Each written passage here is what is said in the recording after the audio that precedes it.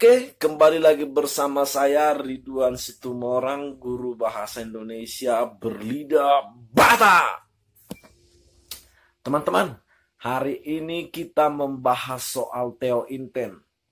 Soal teointen yaitu inten salah satu bimbel terbesar, terkemuka dan terbaik saat ini di Indonesia. Saya katakan terkemuka, terbaik karena selama beberapa tahun di sana saya sudah melihat sendiri lulusannya ke UI dan ITB hampir lebih dari 1000-an tiap tahun. Itu artinya sudah puluhan ribu siswa inten yang berhasil ke UI dan ke ITB saja. Oke, saya harus katakan Theo Inten itu sangat keren, unik dan menarik. Saya katakan begitu bukan karena soalnya sulit. Untuk apa soal sulit jika tujuannya adalah hanya untuk menyulitkan? Ujung-ujungnya siswa yang tersisa malah tidak lulus lagi, malah tidak paham lagi. Jadi ini bukan karena sulit. Saya katakan soal inten itu keren menarik karena nilai prediktifnya, nilai kemiripannya, dan konsep dasarnya mendekati soal-soal asli yang sering muncul pada PTN. Makanya saya sebut menarik. Jadi bukan karena sulit. Untuk apa soal sulit kalau hanya untuk menyulitkan? Begitu kira-kira. Oke, hari ini langsung saja kita bahas soal teointen yang ke-9. Kita hanya bahas 10 soal saja karena nanti mungkin agak kepanjangan video ini. Jadi kita cicil 10 demi 10 soal.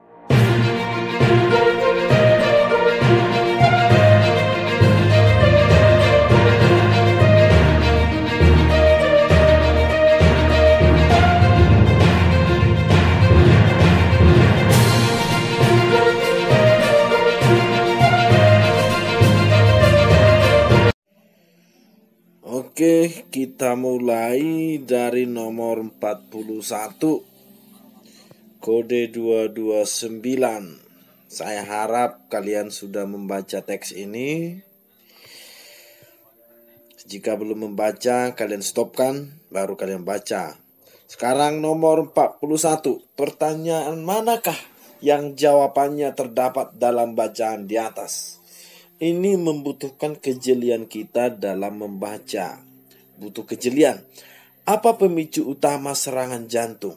Adakah jawabannya di dalam teks ini? Kalau kita lihat, sebenarnya secara teliti tidak ada pemicu utama. Yang paling mendekati di sana adalah kalimat 6. 3 faktor penyebab risiko tertinggi untuk penyakit jantung adalah tekanan darah yang tinggi, kolesterol yang tinggi, dan merokok. Di antara ketiga itu tidak ada disebutkan pemicu utama. Bisa jadi persentase orang itu sama-sama besar. Jadi A kurang tepat. Jangan kita salahkan dulu A, siapa tahu nanti A bisa benar. Tapi sejauh ini belum tepat. B, mengapa kolesterol tidak bermanfaat bagi tubuh? Tidak ada ditemukan di dalam teks ini secara spesifik. Yang mungkin mendekati ke sini adalah kalimat 7. Terlalu berlebihnya kolesterol dalam darah memang memicu penyakit jantung. Mengapa kolesterol tidak bermanfaat bagi tubuh tidak ada disebutkan di sini. Yang merugikan bagi tubuh adalah jelas disebut pada kalimat 7. Terlalu berlebihannya. Jadi B juga tidak tepat. Masuk kita ke C.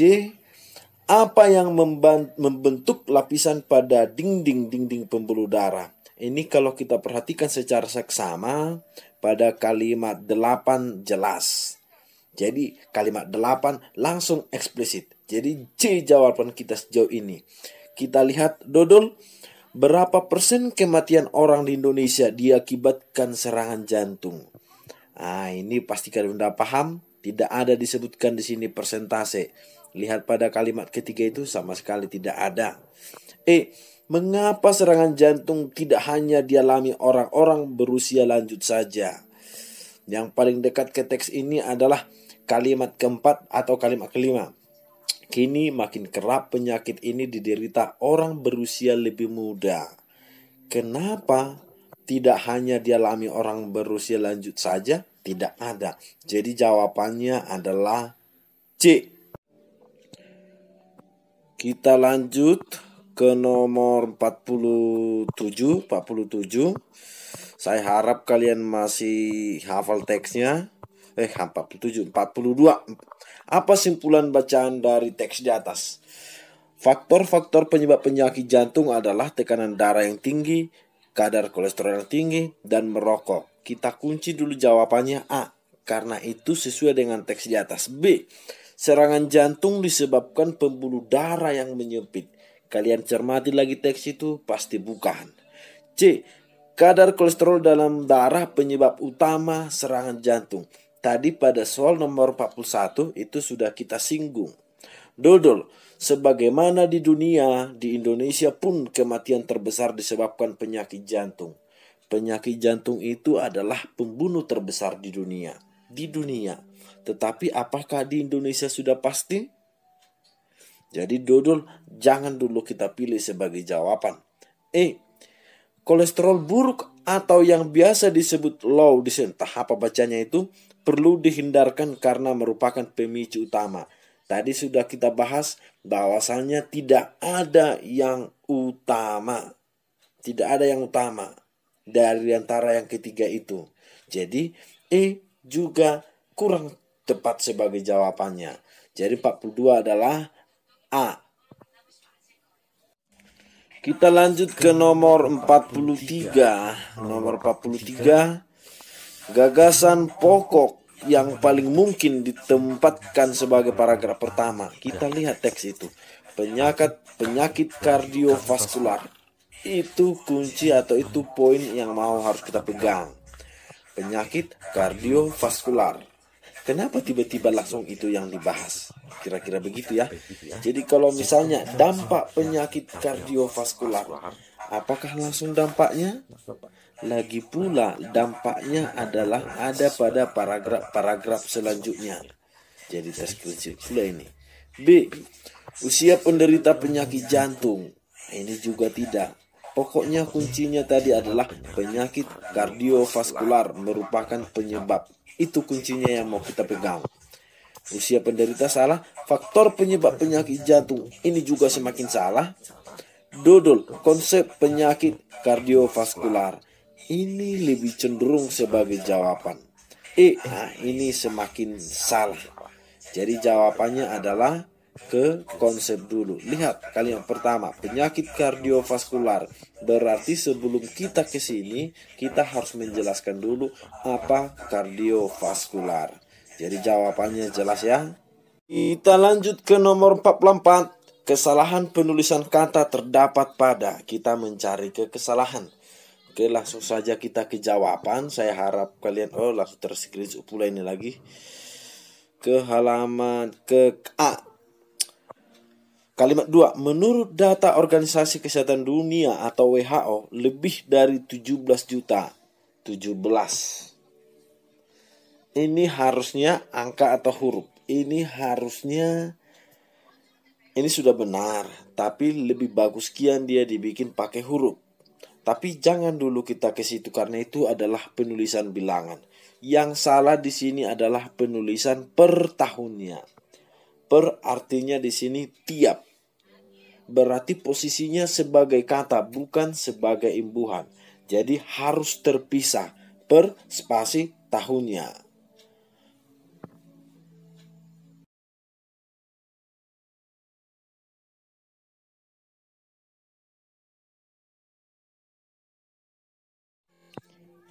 Kita lanjut lagi ke nomor 45. Pernyataan manakah yang tepat berdasarkan bacaan di atas? A. Penyakit kardiovaskular merupakan penyebab mematikan.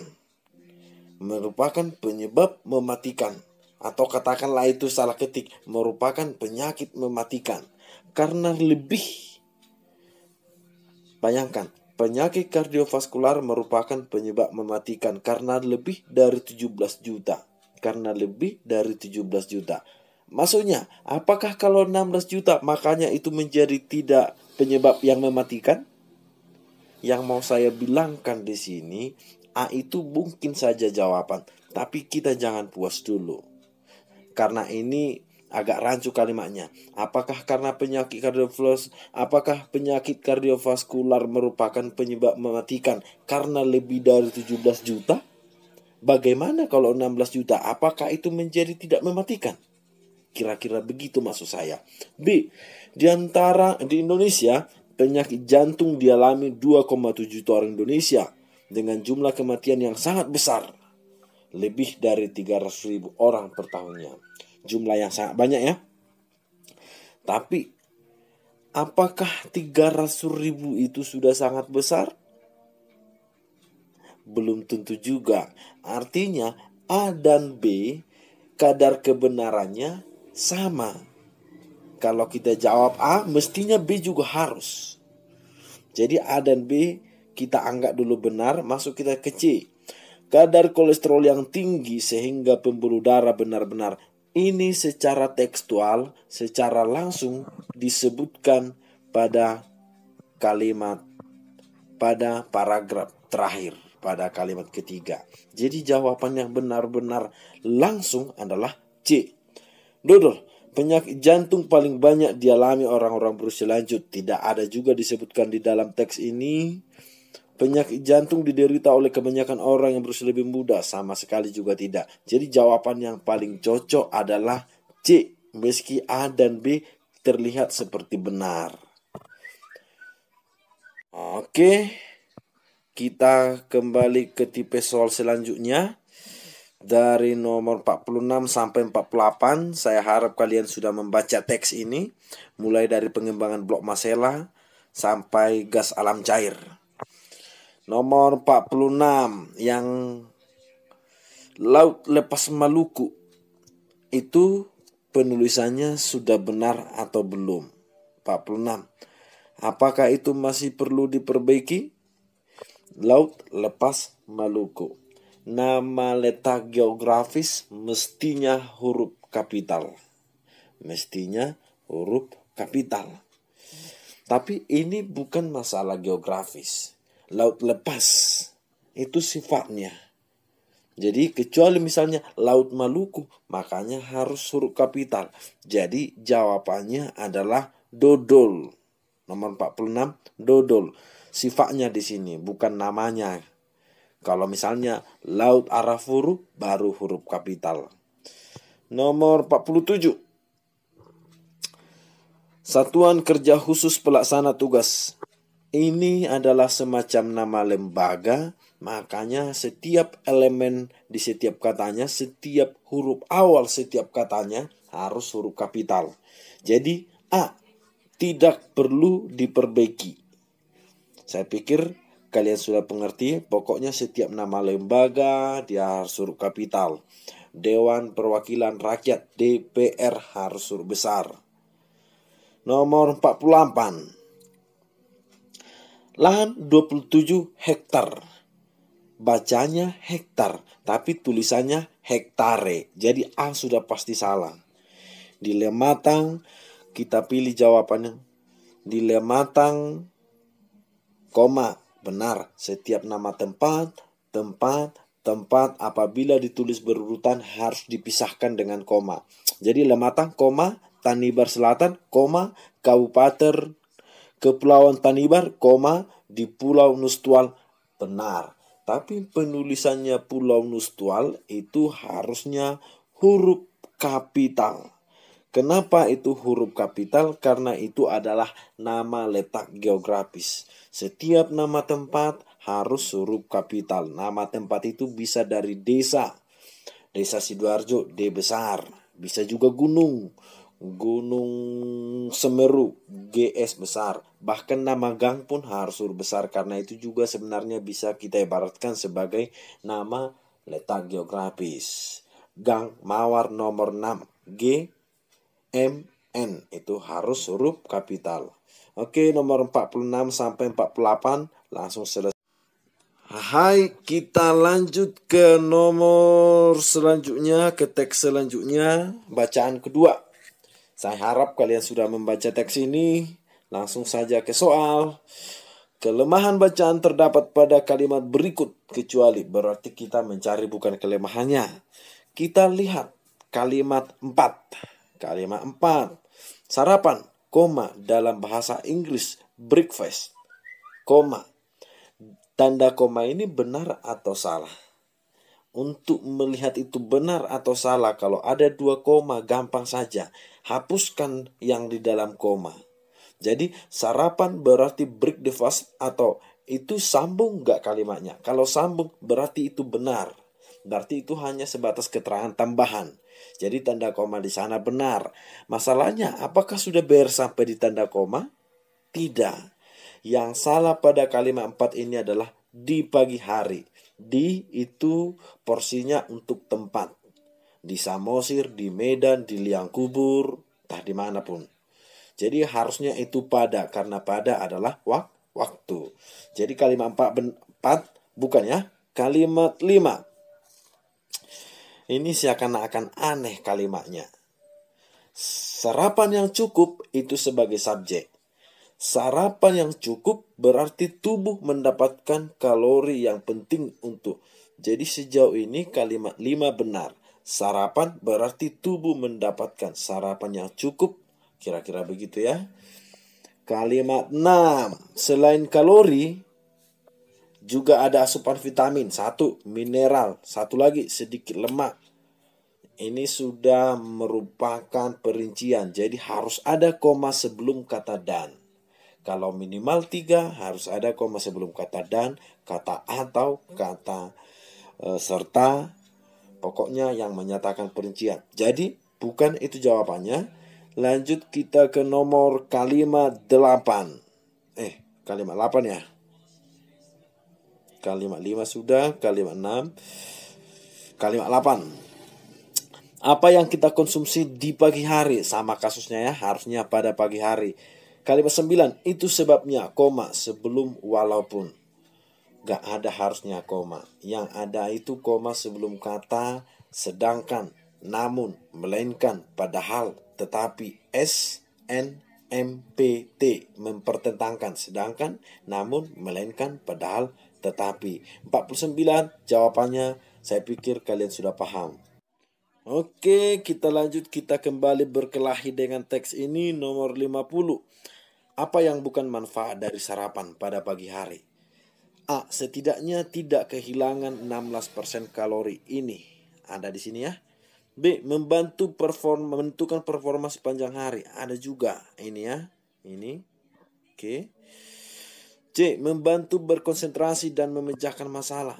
Ada juga yang ini. Kalimat 6. Dodol merupakan sumber energi pada kalimat pertama. Kalimat ketiga. Ento mengisi perut pada pagi hari setelah semalaman tidak makan karena tidur. Apakah itu manfaat dari sarapan? Manfaat dari sarapan adalah mengisi perut. Jawaban apa itu? Jadi jawabannya E ya.